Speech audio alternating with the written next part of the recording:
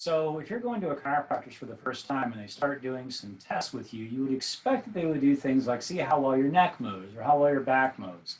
In our office, we do some different things, and I want to help explain a couple of those tests and what they mean for your brain. In this One Belly Wednesday, what we're going to be talking to are patients who are coming into our office, doctors who are interested in understanding a little bit more about neurology and how to tell where to adjust people. What we do sometimes in our office is we want to assess how the front part of the brain, right here, how that's working. And there are two reasons that I care about that as a chiropractor.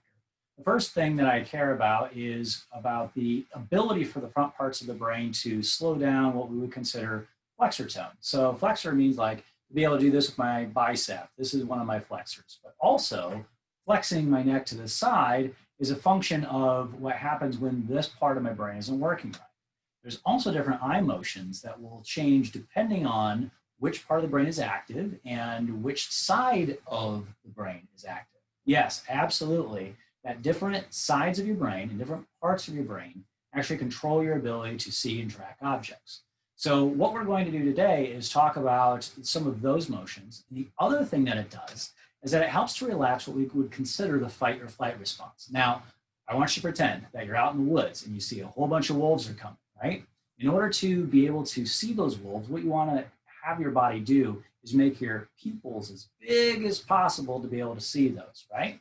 So what we have is a test that we can do to check to see how well your pupils respond to light, to see if they constrict the way they're supposed to and stay that way.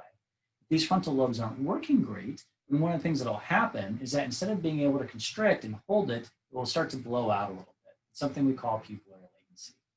So I want to show you what these tests look like. What we're going to do is we're going to do the pupillary latency test first. So what you'll see is we have Dr. Ashley and Dr. Danielle are doing the test together. And you'll see that when we shine the light into the eye, the pupil is supposed to constrict. If we have somebody who's stressed, when we do this, the pupil will constrict and then it'll open back up. The next test that we do is something called convergence. Convergence is the ability of your eyes to be able to focus and track an object as it comes in towards your nose. If you're really good at being able to cross your eyes, you're really good at convergence.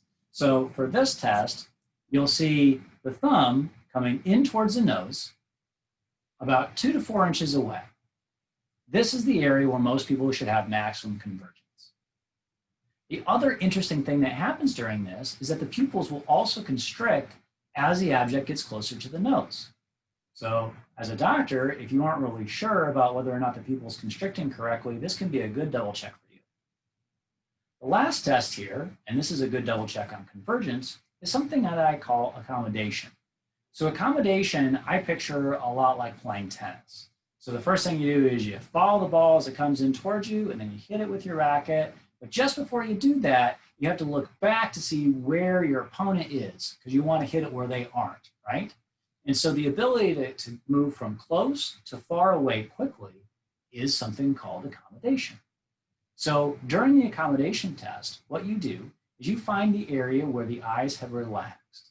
So what we want to see is for the eyes to completely converge as we come into the nose and we pull back to find the accommodation distance.